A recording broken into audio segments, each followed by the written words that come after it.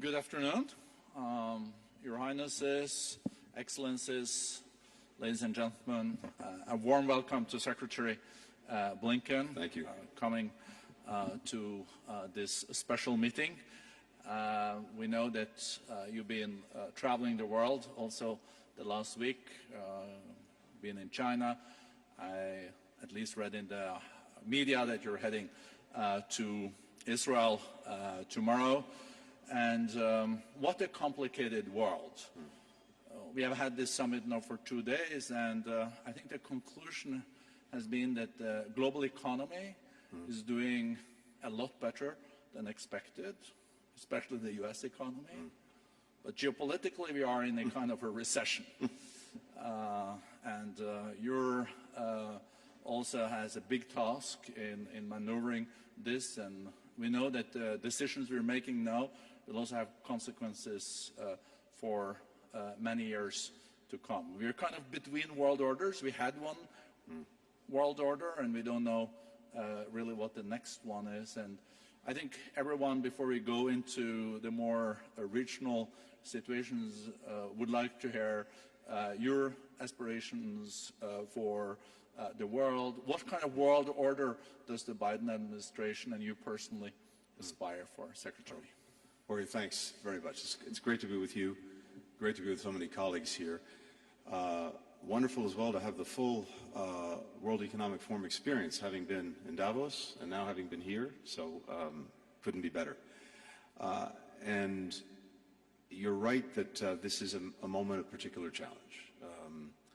It's a moment of challenge because in many ways, as President Biden likes to say, we're at an inflection point.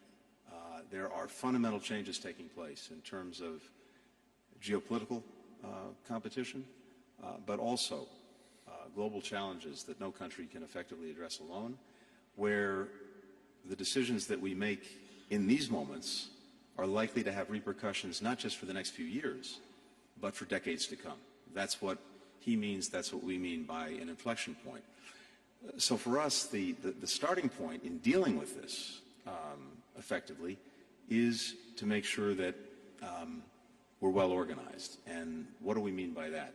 For President Biden, for the United States in this moment, and over the last 3 years, we started with the proposition that, again, we can't effectively do and meet these challenges alone, as large and as powerful as the United States is. And so he's put a premium on revitalizing, reimagining, reinvigorating alliances, partnerships around the world in every corner, and making sure that we were working together with different groupings of countries that were fit for particular purposes. And so you see it in everything we've done to strengthen existing alliances and partnerships. You've seen it in everything we've done also to reimagine some new ones, to bring countries together in common purpose. We have a global coalition now to deal with synthetic opioids that are afflicting so many countries. Coalitions of countries to work on infrastructure investment, on global health, as well as on these big geopolitical challenges. And I think that organization, that foundation, has actually helped us do well and do effectively in meeting some of these big problems, big challenges. 2 quick examples.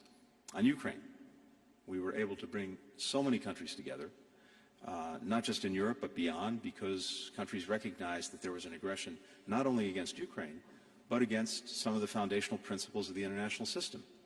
And if we let that challenge go with impunity, then it was likely that would-be aggressors everywhere would take note, and we would have a world of more conflict, not less conflict. And having brought many countries together effectively, we helped the incredibly courageous Ukrainians repel the aggression. Now, it's an ongoing effort, an ongoing struggle, but the designs that Vladimir Putin had on Ukraine to begin with, to erase it from the map, to subsume it into Russia so that it no longer existed, that's failed. And we also have an alliance in Europe that's stronger, that's also larger than it was, and I think a plan to enable Ukraine to be a success over time, a strong country militarily, economically, democratically. In Asia, we have the most consequential and in many ways complicated relationship with China. It can't be defined in a bumper sticker, but we've approached it from a position of strength. The aspects where we're competitive, the aspects where we're cooperative, the aspects where we're contesting. And that strength has to do with the fact that there's now greater convergence than at any time I can remember between us, key partners in Europe, key partners in Asia, and in other places on approaching some of the challenges posed by China. I just came back, as you noted, from there, and I think that's very much something that they see and understand. And of course, in this moment, we have arguably the worst crisis in the Middle East since 1948, and we're addressing it, working on it together with partners throughout the region, trying to bring the conflict in Gaza to an end, trying to ensure that it doesn't spread, and all of that is a collective effort. So I guess I'd sum it up by saying that, on the one hand, it's really two sides of the same coin, Jorge. One is that we're determined, and I keep hearing this everywhere I go, that countries continue to look to the United States to be engaged and to lead. And I think there's a recognition that in the absence of that engagement, in the absence of that leadership, then one of two things happens. Either someone else is doing it, maybe not in the most positive ways, or maybe worse, no one is doing it. And then you have a vacuum that's filled by bad things before it's filled with good things. But the other side of the coin is that, as I said, more than at any time since I've been involved in these issues, which goes back 30 years now, more than 30 years, we have to find cooperative, collaborative responses, because none of us have the ability to effectively deal with these challenges alone. So we put a premium on that more than anything else. And again, I think you can see the results in the areas that I just mentioned. Thank you, Secretary. Let's start with the latter, the region, and the ongoing humanitarian catastrophe in Gaza. During the two last days, it's been said from many speakers that there will never be a two-state solution without U.S. taking leadership. But we also know that Egypt now presented a ceasefire and the release of hostages deal to Israel. We learned that it's now with Hamas, and they will have to decide maybe what you think are the prospects. I guess if Hamas then doesn't accept this, I think Netanyahu has said that then he will go full-fledged into Rafah. So your visit, I guess, to Israel tomorrow will be very important, because I think there is a big fear in the region that for a further escalation. Well, I think there's a lot to be said about this, of course, but to try to put it in a nutshell, a few things are important. One, we strongly support Israel in its effort to ensure that what happened on October 7th never happens again.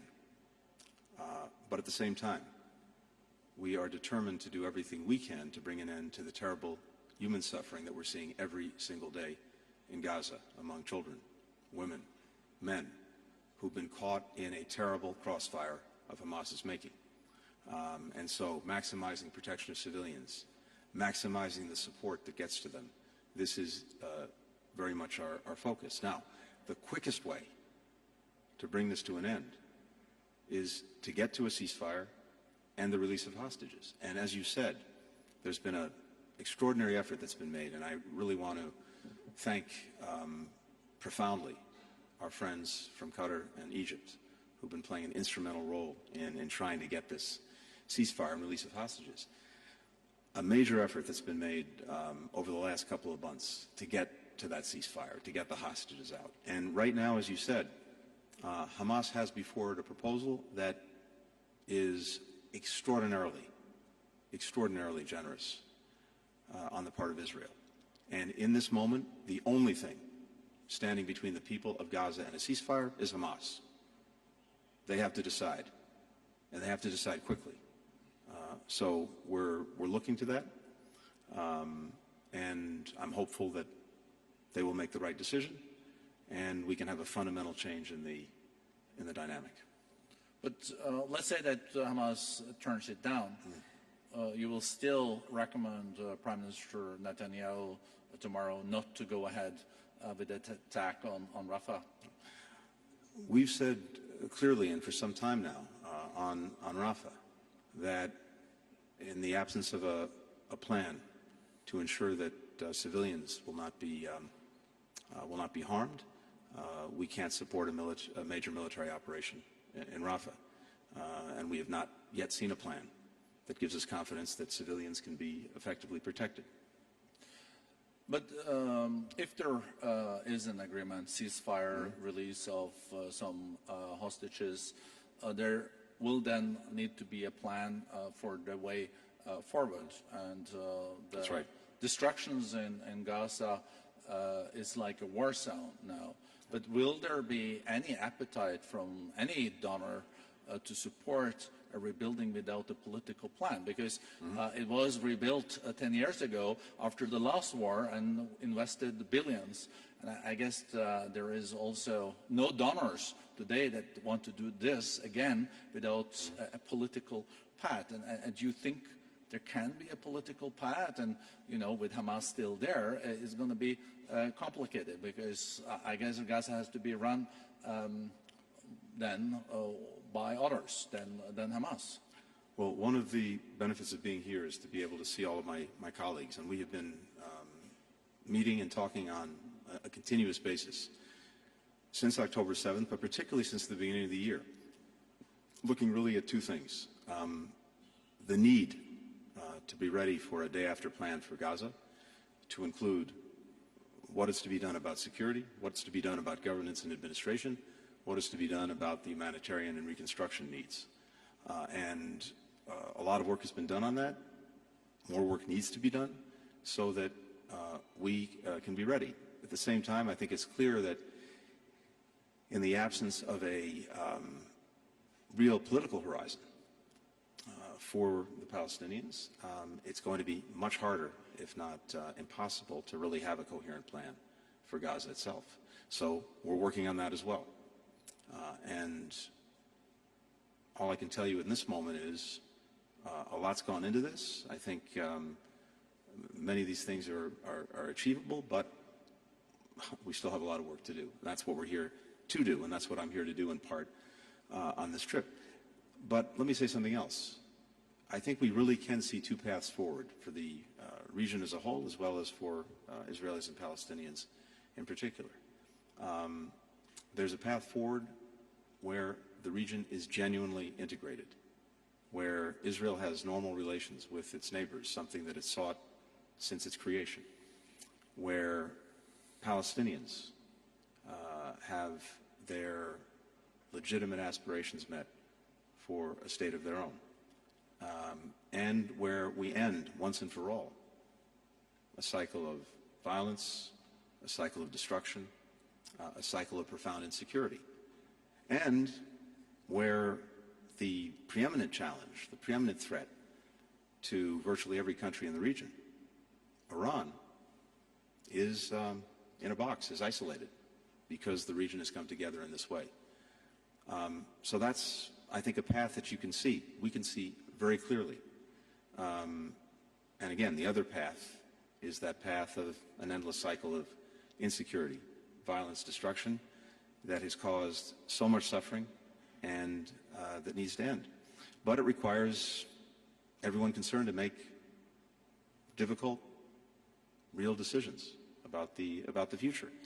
I think our job is to clarify those choices, clarify those decisions, and make sure that we're doing everything possible to provide the support necessary for anyone who's ready to make a hard decision about the future.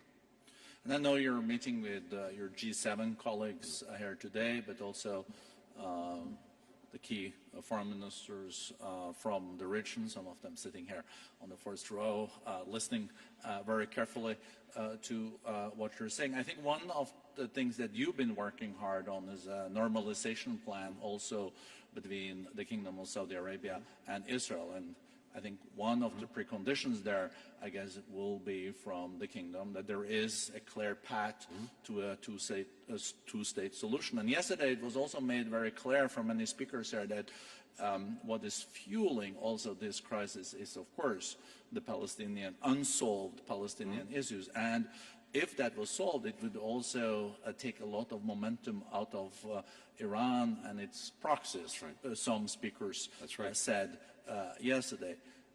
Do you feel that there is progress on the Saudi-Israeli peace? And do you feel that the Israelis sees the connection between the momentum for Iran and their proxies based on the big impasse that we faced for decades on the Palestinian issues? So, first, I think the single biggest, most effective rebuke to both Iran and Hamas would be Israel having normal relations with every country in this region and the realization of a Palestinian state. Of course, both Hamas and Iran have opposed a two-state solution. So almost by definition, achieving it would be a profound rebuke to everything that they've stood for and destroyed for in over many years. Second, when it comes to normalization, look, I'm not going to speak for our hosts here except to say that we have done intense work together over the last months. And in fact, well before October 7th, this is what we were focused on. And in fact, I was scheduled to be in the region, to be in Saudi Arabia and in Israel on October 10th, a trip that didn't happen because of October 7th, to focus specifically on the Palestinian piece of any normalization agreement, because that is, as you said, an essential component. I think, look, the work that Saudi Arabia and the United States have been doing together in terms of our own agreements, I think is potentially very close to completion. But then, in order to move forward with normalization, two things will be required: calm in Gaza and a credible pathway to a Palestinian state.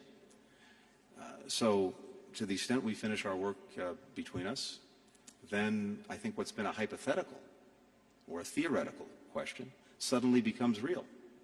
And people will have to make decisions.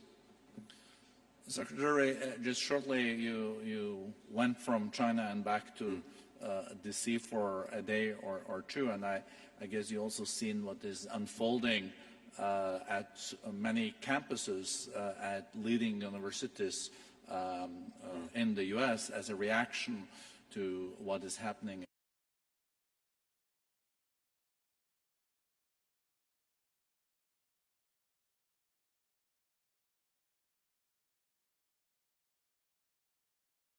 Emotions, the profound feelings that many people have at the suffering that so many people are enduring, and in particular,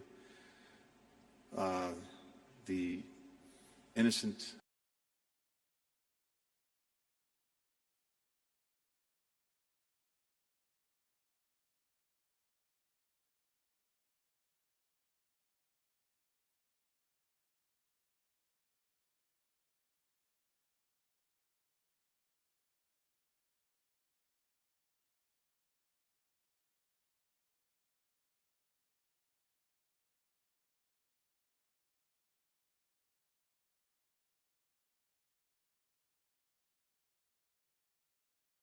reflected in what people are saying, what they're doing. I don't hear anything said about Hamas. I don't hear anyone reflecting on the fact that obviously the atrocity of October 7th never should have happened, but once it happened, everything could have been over in an instant if Hamas had stopped hiding behind civilians, put down its weapons, given back the hostages, and surrendered. None of the suffering that we've seen since would have happened. So, where is the demand on Hamas? There's been silence. It's almost as if it's been erased from the story. That's something that I think we also need to reflect on. Even as I say, I profoundly understand the deep emotion that people are expressing, whether it's on our campuses or other places. When you were in China, you raised a lot of questions to the Chinese leadership. You met with President Xi Jinping and, of course, your counterpart, Foreign Minister Wang Yi. One thing I saw you also ask China to nudge Iran when it comes to this crisis, because we are very close to a full escalation 2 weeks ago between Israel and Iran. We avoided that, but what was the response when you raised this with Wang Yi to nudge Iran? Well, two things. First, Borge, as you said, we did come very close to an escalation, a spread of the conflict, and I think because of very focused, very determined efforts, we've been able to avoid it. And that's usually important. And this is something we've been on since day one, trying to make sure that even as we work to resolve Gaza, we don't see this conflict spread to other places in the region. Second, with regard to China, they have a clear, obvious interest in stability in the Middle East. They obviously depend on the region for energy resources. There are many vital trading partners here. 90% of the oil, 90% of the Exactly. Iranian oil, I think, is bought by China. Yeah. Well, there's that too, which is another challenge. But you start with the premise that they have an interest in stability here. They also have relationships. They have influence. And so the question that I raised with our Chinese counterparts is, given that, we would urge you to use the influence because it's in your interest. And also, it's something that other countries would look to China to do. So I think we've seen some examples of that, and that's a positive thing. But again, it goes to their own self-interest. Yeah, because I think China played a role in the rapprochement between the kingdom and Iran, even if I think you were part of it too, but China played a role there. They did, and it's something that we supported, because again, if we can find through diplomacy ways to ease tensions and to avoid any conflict, that's a good thing. And to the extent China can play a constructive role in advancing that, that's good too. I think you had other topics that you raised with Wang Yi too. One of them was your concern over China's support for Russia's defense industry. What did Wang Yi respond to that one? Well, I raised this both with my counterpart Wang Yi as well as with President Xi directly. And let's understand what's going on. We have engaged with China from the start of the Russian aggression against Ukraine and urged them not to provide Russia with arms, with weapons that would fuel the aggression. And I think it's fair to say that China has not directly supplied Russia with weapons, with missiles, with munitions. Iran is doing it. North Korea is doing it.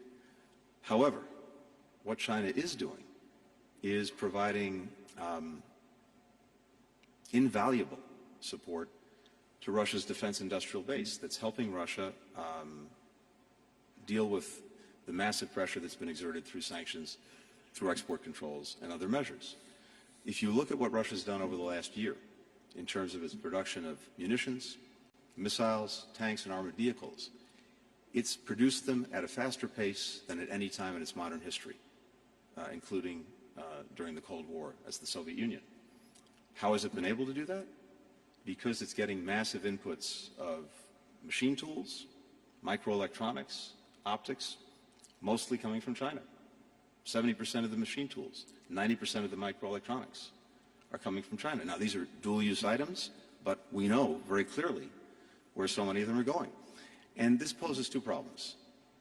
It is enabling Russia to continue the aggression against Ukraine, so it's perpetuating a war that China says it would like to see come to an end, as all of us would.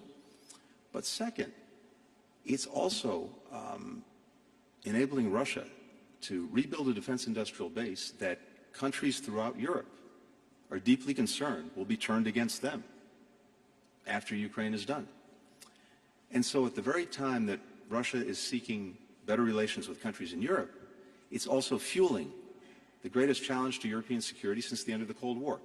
And as I shared with my Chinese colleagues, you can't have it both ways. What was their reaction? Did they promise to then not supply 70% of the machine tools? It wouldn't be fair of me to speak for them or characterize their response. Let's see what actually happens. But you're hopeful. I'm not gonna put a label on it other than to say they've heard us clearly. But I think as important, maybe more important, they're hearing this from European countries. I've talked to a number of European leaders about this in recent weeks, including, for example, President Macron in France, and I know the deep concern that Europeans have about this support for the defense industrial base in Russia, because, again, this poses a threat to Europe's security, not only Ukraine, but all of Europe. I also saw that in the meeting between you and President Xi Jinping, he said that at least the Chinese media reported the following, that the US and China should be partners, not rivals, and seek mutual success rather than harming each other. What was your response to that? Well, let's look where we've been over the last year. I went to China almost a year ago, first trip that anyone from the administration had made at a senior level to China, because President Biden was determined that we would manage responsibly the relationship between our two countries. He believes that's something that's a requirement, and that the rest of the world looks to us to manage it responsibly. And that starts with communicating. It starts with making sure that we have sustained engagement at every level of our government with our Chinese counterparts. And it's a reflection of the fact that, as I said, the relationship is incredibly complex, and it's clearly very competitive, but we want to make sure that competition does not veer into conflict, and the best way to do that is to be talking, to be engaged. There are aspects where we're directly contesting each other, but there are also places where we're cooperating.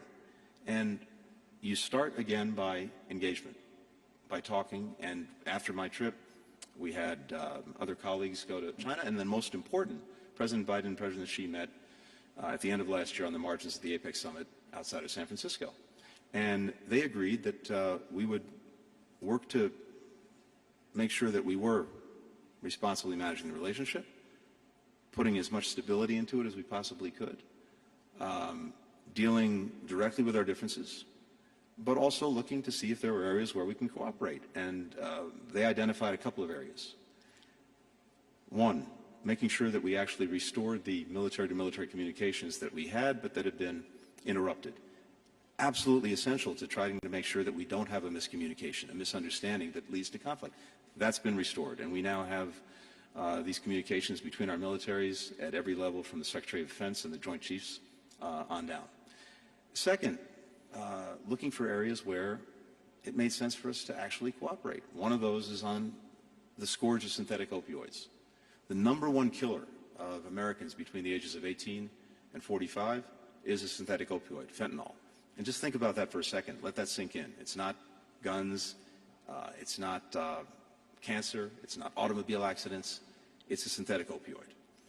And the nature of this challenge is that chemicals that are made for perfectly legal purposes can be manufactured on one side of the globe and then diverted to criminal enterprises that turn it into an opioid.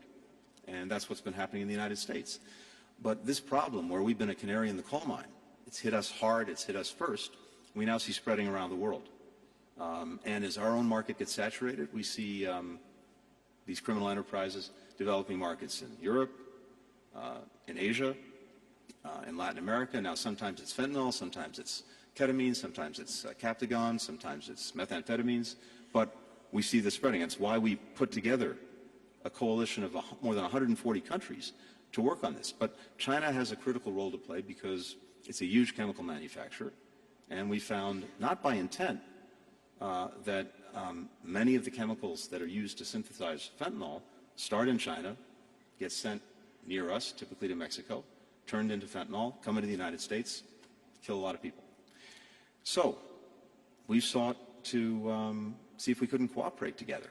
And we now have that cooperation. And we've seen positive steps that China's taken in terms of taking down some of the companies that are involved, putting in place new regulations. More needs to be done, and this is what we talked about on this trip, to really carry this forward. But it's progress, and it's a demonstration that we can work together when it's in our mutual interest to do it. We're now going to have a dialogue on artificial intelligence. Really important that our countries talk about the risks, the safety issues attendant to AI, which is going to be one of the defining technologies of the coming years. We need some traffic rules there on cybercrime, on climate change, on future pandemics, and all that. Secretary, I know you have a busy agenda for peace era. There is a lot to be achieved in the coming hours. I don't want to take too much of your time, but maybe last questions coming back to the situation in Europe and Ukraine.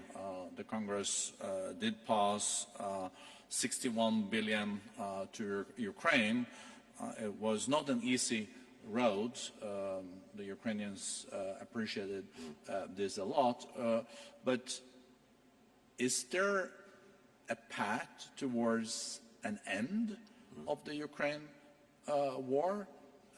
We're talking about breaking impasses and all this, but it's very hard to see that what such an end could be. Well, look, it depends mostly on Vladimir Putin and what he decides. Now, I think Putin has believed that he can outlast Ukraine and outlast Ukraine's supporters. The success in, as we say, better late than never, getting the supplemental budget request is a demonstration that we're not going anywhere. That support is continuing, and in fact, the $61 or so billion is, as we speak, moving forward. And that's critical because I think it's both a practical and psychological boost to Ukrainians who have had a tough 9 months or so, but also a clear demonstration that the support remains and it endures. Beyond that, there are a number of things that are happening that I think are a demonstration that we're in this for Ukraine to be strong in the long haul and to stand strongly on its own 2 feet militarily, economically, democratically. Militarily, beyond the support that we're providing in the immediate, and Europeans are providing. And by the way, I said this before, but we often talk about the challenges of burden sharing. I've never seen a better example of burden sharing than in the case of Ukraine, where European partners, Asian partners, others, for as much as we've done, have done even more.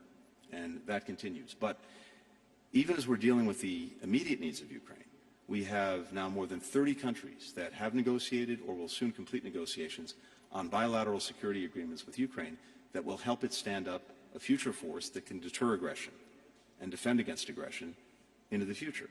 At the same time, we're driving private sector investment into Ukraine. There are tremendous opportunities despite the difficult circumstances, and we're seeing tremendous interest in that. And even the initial success with that, including Ukraine's success in making sure that the Black Sea is open again to its commerce. It's actually exporting more through the Black Sea now than it was before February of 2022. Revenues are going into the state coffers. You can see a future where Ukraine will be strong economically. And then democratically, the European Union opened accession talks with Ukraine. That's the best pathway to deepening Ukraine's democracy.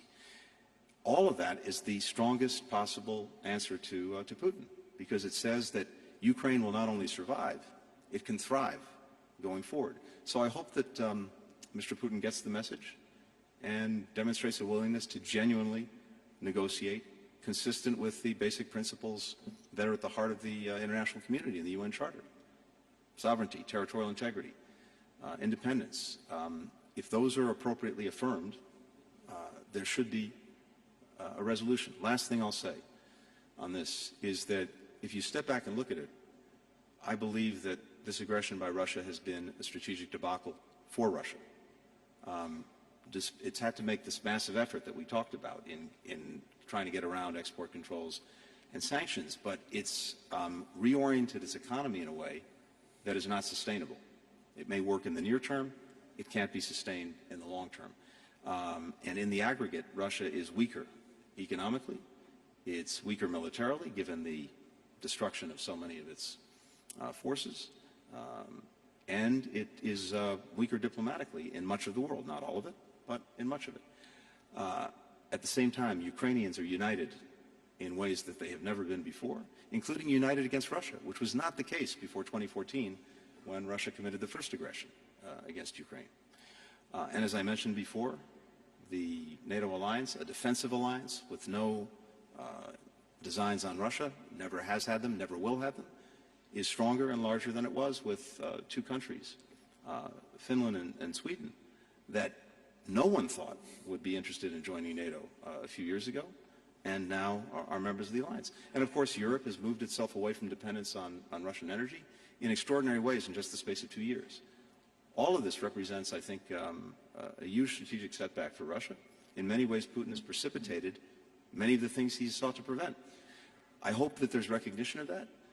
And look, the minute that Russia demonstrates that it's genuinely willing to negotiate, we'll certainly be there. And I believe the Ukrainians will be there.